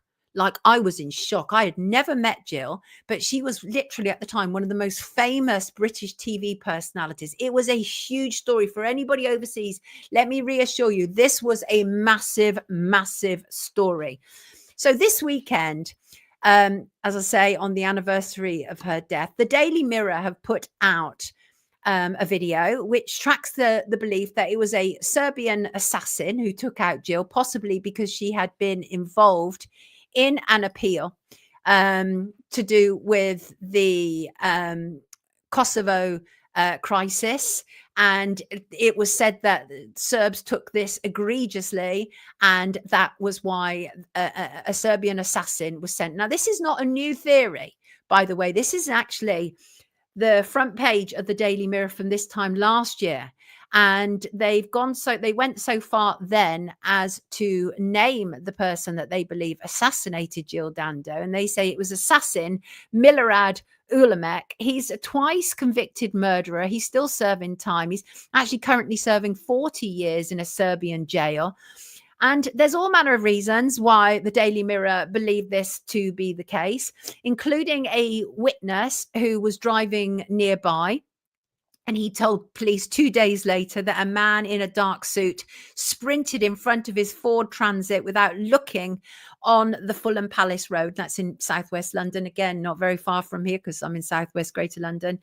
And apparently what had happened was that the Mirror talked to him, and he said after, he does look like the man I saw. And there was also a female witness who told the Mirror last year that she was certain she'd seen Ulemek sprinting along the same stretch of road around the same time. And Ulemek was most famous for leading a kind of unit of hitmen who targeted Slobodan Milosevic, who died in 2006 while being tried for war crimes. And the lead barrister prosecuting Milosevic had said Ulemek should be investigated over Jill's murder in light of Daily Mirror's investigation. And I wanted to talk about this because I'm telling you straight, I don't know. I don't believe this version. I do not believe this version at all. Right. And I want to go over the events, and I want to go over the police files and what else? Oh, Blue Eye said a Serb got the Kaiser as well. Makes sense. Well, and again, we do allow for difference of opinion around here. Again, going back to the Virginia Giuffre thing, you might think she was taken out. I don't, but that's fine. Your comment is still as important. And the same thing here. I don't believe this was a Serb, although this has been going on for a long time, this belief that it was. And so let's just talk a little bit about that event.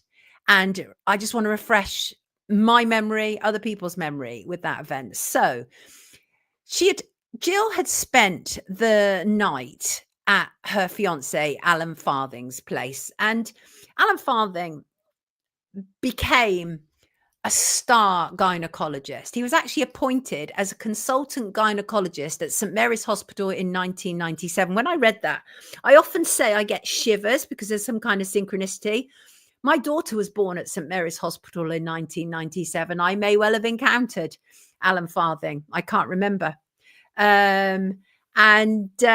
So no, actually, Benny, that's you're completely mischaracterizing me. You're completely mischaracterizing me there. And I'm slating clickbait merchants online who don't care. I'm not slating people in our comments who want to have difference of opinion. I'm just talking about clickbait merchants who don't care about the truth. That there's a difference. And I would appreciate that you stick to the truth of what I say. Don't make up things about me. I don't like that. Right. So I'm going to continue talking about this. So, as I say, she spent the night before at her fiance Alan Farthing's home, and nowadays, of course, royal gynecologist. He was actually appointed commander of the Royal Victorian Order in the 2023 birthday honours for services to the royal household. He's been in attendance at the birth of royal babies, and he's doing very, very well, given that his fiancée was murdered in a crime that frankly shocked Britain. And this is no reflection on him whatsoever. And there is no suggestion that he is involved either. But on the morning of April the 27th, 1999, he was most famous for being the partner of Jill Dando. And some of the last images that we've seen of her was her going home after spending the night at her fiance's, as she frequently did. And this is where it starts to get really problematic. And I do believe this was an ordered hit. I believe that this was a professional hit. I don't believe that this was just somebody who happened upon her. And the pictures that we've seen is where she stopped off at a shopping mall in Hammersmith. She was, and then she was obviously ended on her Fulham doorstep a couple of hours later by her friend, TV producer Helen Dobble. And Helen said she knew immediately Jill was dead. But I was listening last night, again, refreshing my memory, to the calls to the police. And it was weird because Helen was Jill's friend. And yeah, her call to the police was, I believe it's Jill Dando. It's just weird. It was just weird. It's like, if I happen upon my friend and she's been tragically injured like this, I'm not going to be like, I think it's blah. I'm like, this is, right? So that was just weird right from the beginning. And the fact is, the crime scene was messed up from the get-go. Barry George was their patsy. And what happened was that Helen Dobell had been made aware by Hamish Campbell, who was the detective chief superintendent, that there were problems literally with the crime scene from the get-go. Jill's body was moved. Nothing was chalked. It was an absolute mess. And Helen Dobell actually said, my reading of what he was saying is that paramedics and police would not have rushed in if it hadn't been Jill Dando. And in doing that, the crime scene was contaminated. Any forensic evidence was lost then. And that, I think, is problematic. Forensic evidence lost right at the start of an investigation means you're going to have a shambles on your hands. So was that deliberate? Was that deliberate? At least 11 people near her home that morning were never identified. 100 of potential suspects never eliminated. And this is what the police files themselves say. Barry George, part-time stuntman. Poor Barry George. And this is really what happens when they decide to come after you. Poor Barry George. I do feel sorry for him. Terrible situation. He was jailed for killing Jill in 2001. His conviction was overturned in August 2008 following the emergence of fresh evidence. And the reality is that they got Barry George because they were desperate. There was pressure to solve the crime, and they focused on the lone obsessive theory. And Barry George lived just 10 minutes from Jill, and they decided that he was their man. And since he's been released, he's had various interviews. He said he didn't know Jill at all. He didn't even know she lived in the area or who she was. And they did a really bad thing with him. They did a honey trap on him. The police set up this woman because he was a loner and clearly, you know, looking for affection and perhaps companionship. And they set up this woman to honey trap him. And guess what name they gave her? Sonia. The honey trap for Barry George was Sonia. And what actually, he didn't confess to killing Jill during these communications with Sonia, the honey trap. But what it actually showed was that he was an oddball. He was just different, that he lived locally. He was a bit weird according to conventional understanding. It was a desperate investigation. You have to ask why. And it's interesting because I think I don't like Mark Williams Thomas, nor do I trust him primarily for his work to do with Madeleine McCann. But he's obviously a TV cop these days. But he did an interesting report into it, and he interviewed Barry George. This is the clip from that. But he talked about some of the people who appeared in police files, Operation Oxborough, as it was called, and some of the people who appeared in police files, although there is no suggestion that any of these names are linked with the death of Jill Dando. So let us be clear about that. But some of the names in the police files were Louis Theroux, her BBC colleague, Chef Jean-Christophe Novelli, George Alagaya, a BBC newsreader. But none of these men were interviewed by police, even though they were mentioned in the police files. However, one man who was interviewed by police was Alistair Campbell. At the time, he was Tony Blair's press secretary. He was rumoured to be an ex-boyfriend of Jill Dando, but he denied it. And Jeremy Paxman, also a colleague of Jill's from the BBC, he gave a statement to the police, but he hadn't seen her or spoken to her for a year. But the person who had most recently seen her was her mate, Cliff Richard. He was interviewed as he had seen her in the last month. They were close friends, so close that he'd offered to host her wedding reception. And last time he had seen her apparently was at the home of Robin Williams. And he said he couldn't think of anyone who would have a motive for her murder. Again, there is no suggestion here that any of these people who appear in the police files or who were interviewed were linked with her death, and the case remains unsolved. So how can this death in broad daylight remain unsolved? Well, in part because I suspect that was the aim.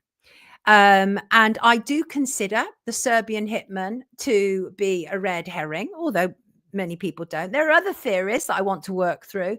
The idea that there was a possible assassin, a mechanic from East London. There were 2 gunmen from North London, and no further action had been taken on interviewing any of these people. But what I'm absolutely certain of, is that it was a professional hit. It has all the hallmarks of it, right? A single shot. They knew what they were doing and almost certainly had this experience of something like this. It was maybe even a contract killer. There was the gun was in immediate contact with her head.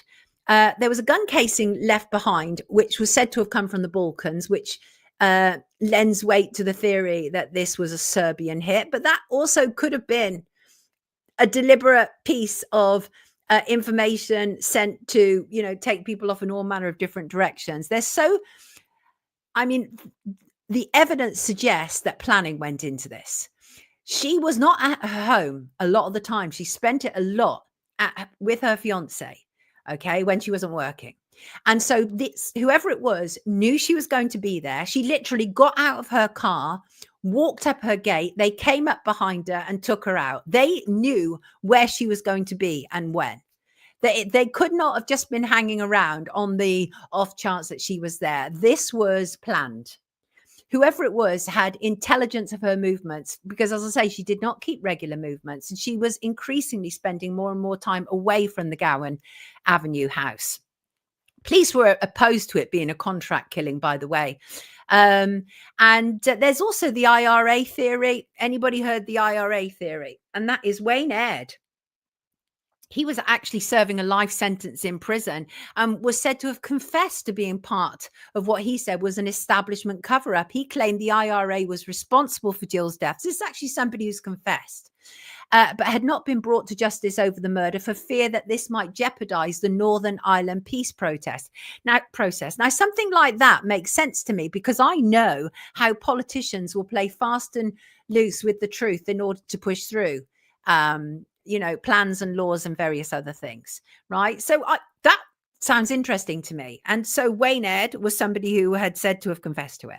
And but then there's also the suggestion of mistaken identity, which I don't buy, because they knew too much. Because at the time, there were also threats being sent to other BBC colleagues of hers, including Alice Beer. And in fact, Alice Beer came out and said that in the month leading up to her death, both her and Jill had received death threats. Of course, there's always the chance that it was a common or garden stalker. When you're a public figure, you can attract proper weirdos who may hang around outside your house in the hope of seeing you. I mean, that happens, but I don't buy it. Then, of course, there's, I think, a number of people believe that there may be some association with David Copeland, the London nail bomber. Others say there was royal involvement. But I think the one that always seems to have had the longest last is this idea, long rumored, right? And that is this whole idea that Jill Dando was about to bust an establishment paedophile ring, linking her BBC colleague Jimmy Savile to royals and politicians. And this isn't just coming from nowhere. There is actually some evidence to suggest there may be something in this. And one of them is, when I was making Paedophiles in Parliament, I talked to a number of her colleagues, ex-colleagues, but there was also an anonymous staffer who came forward, spoke to the press in 2014, actually a BBC colleague of Jill's and somebody I've talked to, but they don't want to be named, and said that Jill had been on the verge of exposing this VIP paedophile ring when she died. And the anonymous staff member said that Jill had approached BBC chiefs about her concerns just months before she died and had compiled a dossier on the evidence. And this person had said, I don't recall the names of all the stars now and don't want to implicate anyone. But Jill said they were surprisingly big names. And so I think that's interesting. BBC have always maintained that there is absolutely no evidence to substantiate claims Jill had raised concerns over the high-profile paedophile ring. I mean, they would say that, wouldn't they? I don't actually necessarily believe them on this. Why should I? They've long been proven to cover for paedophiles and sex abusers. So, frankly, I highly doubt that the Serbian hitman is Jill Dando's killer, but that is absolutely being pushed by all and sundry, the Daily Mirror, Mark Williams-Thomas, the establishment. That's kind of like... And that suggests to me that there is some sort of distraction, some sleight of hand taking place there. But there's also some very interesting links, I think. This has literally probably absolutely nothing to do with her death. But I do think there's some interesting links. One of them is Dr. Richard Shepherd was the pathologist. And Dr. Richard Shepherd is absolutely an establishment pathologist who also attended the bodies of Rachel Nickel, who was murdered on Wimbledon Common, Stephen Lawrence, who was murdered in a racist attack in southeast London, and of course Princess Diana, who was said to have died in that car crash in Paris. But he was also the inexperienced pathologist who has been heavily criticized for his work in the Clive Freeman conviction. But he is just somebody who with a great deal of links to very prominent, eminent people.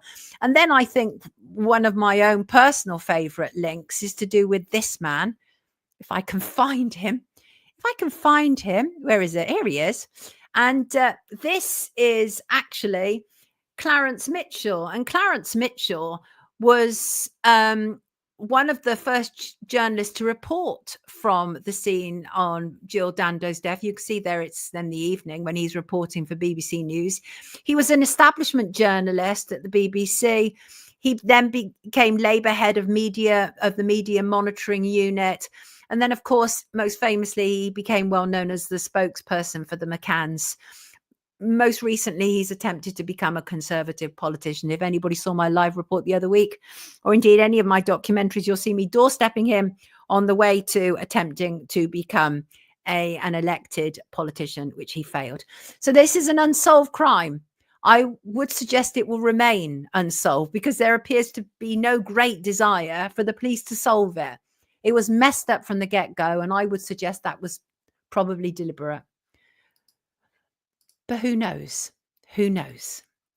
So, yeah, again, as with Virginia, rest in peace, Jill Dando. It could well be that these were just two people who became too well known for psychopaths in our world. Who knows? Who knows? But I tend to believe that whatever they endured in this life, they went on to a better existence afterwards, because I do believe in life after death. Right. How are you all doing in the comments? What are you doing? They keep taking our money to fund that farce that is Operation Grange. Yes, indeed. I was on Fulham Palace Road that day she was killed. Were you, Mike? And Elaine says, I think if we ever do find out the truth to Jill Dando and Madeline, we will be shocked. I agree. Now, Chris, that's very interesting. And thank you for raising that up. I appreciate that.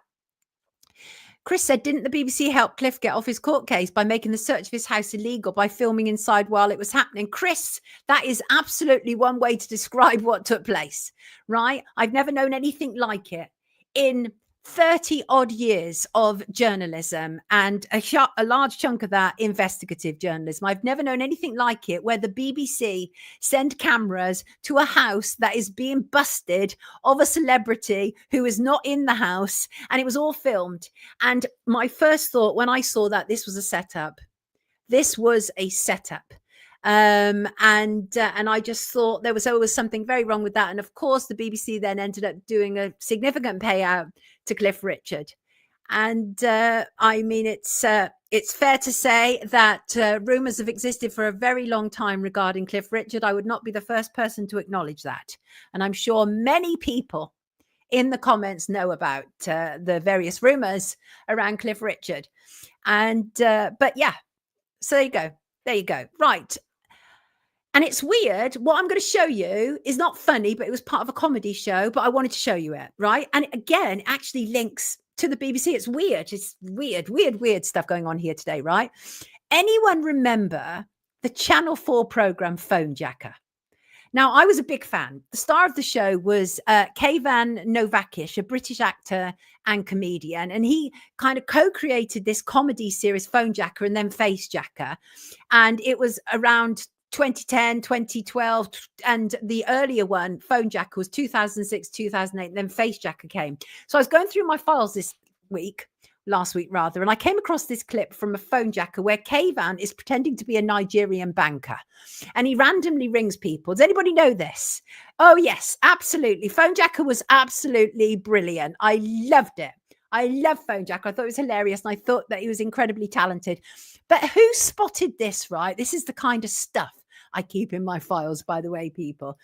I want you to listen to what this man says, right? So he's been called by, can't remember the name, George Nuggy Duggy Duggo or something like that. And he's calling from a bank, and he rings people to try and get people to hand over their bank numbers. And he's ringing on this particular occasion. He rings this man, and he says to the man that there is a pigeon in the man's bank account, and they have to get the pigeon out of the man's bank account. And so they need the man to give the account number. And listen to what this man has to say. This is hilarious. And I actually think this is legit. I don't think this was set up. Right. If I can just bring this in, let me just see if I can bring this in. See what you hear, people. Monday videos. And here we go. There you go. Check this out. Basically, there is a pigeon who potentially has bird flu inside the bank vault of the bank. So what we need, sir, is your account number so that we can enter your bank account, send the decontamination unit inside, remove the monies, decontaminate, remove the pigeon, and then return the monies once the decontamination has concluded. Oh, right, I understand now. Yes, yes. Do you have a security question on your bank account, sir? Who is your uncle? And the answer is Jimmy Savile. Your uncle is Jimmy Savile? You ever heard of him? I do know Jimmy Savile, sir. Gmail, they fixed it for you. Sent him many letters as a child, sir. Oh, right, excellent. He didn't. And that, of course, was before Jimmy Savile was busted, as we now know. And I actually love George. It was one of my favourite characters as well. I think Crazy Bunny saying, I want to buy a Doveday. Benny, that was brilliant. That was brilliant because what he was obviously saying was DVD, but it was apps because he was obviously saying it phonetically. It was so good. And yes, Tara, he'd separated from his wife, but yeah, I believe that Alan Farthing was still married. Just answering some questions there. And he's a really nice guy. He called my friend as her favorite character, Terry Tibbs, because her boyfriend fixed his car. What a guy! Yeah, brilliant. Absolutely. Terry Tibbs talks to me as well. I also like the guy that he did who was calling from the call center, and he'd come up with these outrageous website names like, you know, whatever, grab a sausage, ram it in your face.co.uk, but a lot of them were really rude. You know the one I mean? That was really funny as well. It was so funny. Yes. Oh, yeah, the Indian call center dating site. Oh, my God, that is so hit. I mean, it's all hilarious. It's brilliant. And that was really good comedy, good British comedy. And actually, I'm going to talk about good British comedy shortly. And but anyway, I just wanted to share that with you because I played it and I was like, oh, I've got to play that to my lovely viewers because it's just weird that he says Jimmy Savile is my uncle. Just really, really weird. And obviously, we had Godfrey Bloom with us on Friday. And one of the things that he said, and I think this is really, I love this. He made that comment, didn't he? Pot to piss in. And then you were in the comments and you were talking about where it really originated from. And my understanding, according to AI, is that the term don't have a pot to piss in was first recorded in 1934 when people would sell their urine to a tannery for money, right? But some were so poor they didn't actually have a pot to pee in. That was my understanding of it. And yes. And so I thought about that and I just thought I love that. I love the whole idea of origins of names. And I came across one this weekend which really appealed to me. Stinking rich, the stinking rich. Do you know where the expression the stinking rich comes from? It was the fear of being buried alive, which was very prevalent during the Victorian era. And so what they did for very rich people is that prior to actually properly burying them, they would bury them in graves above the grave for a period of time. And obviously, after a short period of time, the bodies began to stink. But they were only allowed this because they were rich. And so they became known as the stinking rich. That was the idea.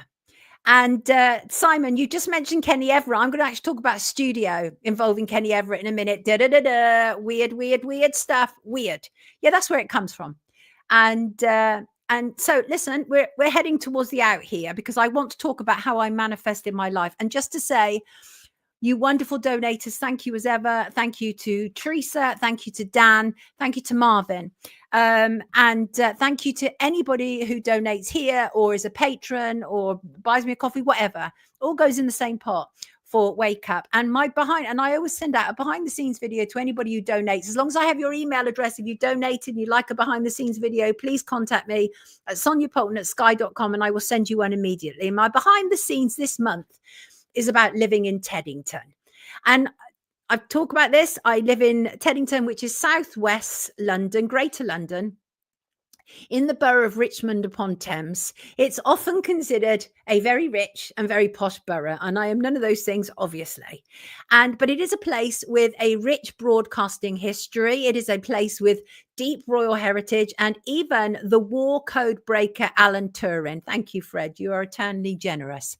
And so that will be my behind the scenes this month. But this weekend, I went on a history lesson, a tour of history, my life. And it's about how I manifested the life I am living. When I was growing up, I was absolutely impressed with television, with program making. By the age of 7, I was telling people that I wanted to be a TV producer, right? That was also along with wanting to be an astronaut and the president of the United States, but I wanted to be a TV producer.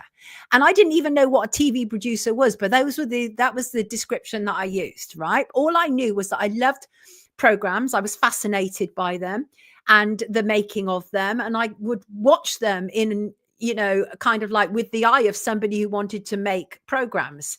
And living in Teddington, I've been aware since we moved to Teddington in 2017, that this was absolutely a place with very rich broadcasting history. In fact, it was in Teddington where Teddington Studios was based, which created the output for Thames Television. Now, we are talking a plethora of British talent, massive. Tommy Cooper, Benny Hill, Kenny Everett. I mean, you name it, right? Loads of British shows were made at these studios. George and Mildred, Man About the House, This Is Your Life, Opportunity Knocks, The Morecambe and Wise Show, the first 3 series of The Avengers. But I kept thinking, wait a sec, I've never actually gone to the Thames Studios. I've never gone to Teddington Studios. And then I realized they'd actually knocked them down. But I couldn't work out where they were. So this weekend I went looking for them, and I decided to go into the whole history for my behind the scenes video. And honestly, it started to freak me out. Fred is Teddington Lock. It started to freak me out because I literally realized I've literally manifested not only what I do, but where we live rather. And I want to show you a video, part of the video, which, and this is me. This is in the behind the scenes video, but this is me walking from spotting Benny Hill's flat, because Benny Hill, who is back in the news right now because there's some argument over his 7 million estate. And, but he lived and died quite frugally. He moved to Teddington. And he'd lived in Kensington, but then he moved to Teddington because he wanted to be within walking distance of the studio. So just, you can check out this video, and then I find the studio and what it has become. So you can just check it out. Brief clip. This is the area where 70s TV comic Benny Hill lived and died. Actually, Teddington, southwest London, Greater London, borough of Richmond upon Thames, although when he lived here it was still a borough of Middlesex, I think. And this is actually where he lived, Fairwater House, and it was flat number 7. Fairly nondescript, unattractive building, 70s, 60s architecture, I don't know. But yeah, this is where he lived. And this is where he died. And he chose to live here. It's a rented flat, even though he left millions, which they're now fighting over. Only now, apparently. But he chose to live here because it was close to the TV station. And that was why. And this is what it has become. Teddington Riverside. The stuff that would have gone on this site. I mean, we have no clue, really. Actually, look, I think the blue plaque is up there. Look, I think this is it. Let's go. It is. There you go. We found it. We found the blue plaque. There you go. This was the site of the Teddington Studios. There you go. We found it. Wow. And they're saying in the comments quite accurately some of the absolute brilliant British comedy that came from this studio. And it was significant. Open all hours, Porridge. It was just significant, right? And I have to say that as a child, I did not like Benny Hill for exactly the reason that Soul Sound is talking about. And because I actually hated, as a child, all the kind of sexual innuendos and all of that sort of stuff. And actually it was obviously it was very much normalized family viewing and entertainment. I didn't like it. I was really uncomfortable with it. But when I started to look into Benny Hill as a character away from it, he actually seemed like a really down-to-earth guy. Like everybody who worked around him said that he was like really decent and he took care of people. And when he died, he wasn't found for 2 days in his flat, right? He wasn't found. So anyway, my point being is that I realized all those years spent around the TV as a child, watching this output from Teddington Studio and wanting to be there, eventually resulted in me being here, like literally. And so that's why I've made my behind the scenes video this month, really about how I've literally manifested the life I am living. I am producing my own show. I've worked obviously in media, in legacy media for 3+ decades. I've done all the things that I wanted to do, but all of it is a manifestation of me sitting around that little square box and wanting to do that. And this weekend, it came into such sharp contrast. And I don't know whether that's the new moon that has done that has really kind of like shone a spotlight on it. I don't know what it was, but it really felt like I've come home. So I've set myself a task. I want to, because obviously they closed down the studio, they sold it off. It's now luxury flats. I want to return Teddington to being a hive of media activity, proper media. And that's a place where you can disagree with me. Yes, indeed. But because I just think that media as it is just so kind of like depleted. And so there was genuine, brilliant comic and comedy talent in the 70s and 80s and 90s in the UK. We don't have it now. It's too sanitized. A lot of them are all about agendas and being extremely woke, quote unquote, because obviously they've bastardized the name woke as well. Woke actually comes from a good place originally, to do with Erykah Badu. I think was one of the first people to mention it. And it was actually just about being aware, but obviously it's now been taken to mean all these ridiculous things. That's why I often do air quotes when I talk about woke. But anyway, it was just great. And just doing that walk and Teddington Lock and everything and reminiscing. And I'm like, I walk past this place all the time and I had forgotten about the studio and then found it. And it just felt nice. It felt nice. And I do believe that we are constantly manifesting. It's all mayor now, says Dilip. Opportunity Knocks was there too. It was. There were so many. Cadders seems to remember Hill's Angels more than Benny. I remember at the time thinking, oh, these women are fabulous and everything, but just finding it all too sexual for it to be family entertainment. And I was uncomfortable with that. I was really uncomfortable. We were so innocent, Kim. We were so innocent. Marco is looking to rent a barge boat in or around Hackney Wick. There you go. I'm feeling nostalgic for yesterday, says Maria. Indeed. Cadders, were you 12? Right, we're going. Benny was good to staff, etc. But I didn't like his shoes, although I liked the Milkman. Now, the Milkman song, of course, actually talks about Teddington. It actually does. The Ernie, the greatest, whatever it was, the fastest milkman in the West, which was a hit for Benny Hill, does talk about Teddington. Shows. Got you. Yes, thank you, Sass. I manifested my vision. And that's it. She may have agreed to everything, but she's still knew too much. I don't know what direct action is talking about.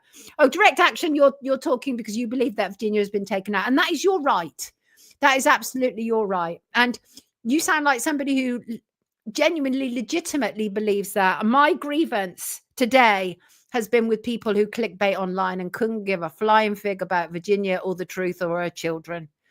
But there are people who genuinely care about all those things and do believe she's taken out, and that's fine. That's their prerogative. 2-ton test from Teddington. James remembers. Thames Television, Teddington Lock. Peter, you remember the Thames image of London Bridge coming down? They replaced humor with vicious satire. They did, Jan. Anyway, I just wanted to reminisce on that with you. I'm going to go now, people. You are absolutely wonderful. Thank you for being here today with me. Thank you for disagreeing with me. Thank you for agreeing with me. Just thank you for bringing your whole self. Thank you for bringing your whole self. And of course, thank you to my mods as ever. And regarding manifestation, one of my favorite quotes, which I'm not actually going to end with, although I am going to mention it, is the quote from the universe saying, "It's already yours." Because I do literally know, I know for fact, this is literally scientifically provable now, that what I filled my head with over my lifetime is what I'm living. I know that for a fact. And as Albert Einstein said, imagination is everything. It is the preview of life's coming attractions. And when I was 6-7 years old and watching that, I kind of probably already had set in place my destiny to one day live in Teddington and start my own media unit. Who knows? Thank you very much for being here. I will see you Wednesday. Have a terrific Monday. Try not to fall out too much. Be kind to each other. And lots of love to you. Thank you so much. We absolutely manifest what we think. We absolutely do. Thank you, Merv and Jennifer. Thank you all. Thank you, our wonderful, wonderful mods. Lots of love to you all. See you Monday, not Monday. See you Wednesday, kids. Take good care of yourself.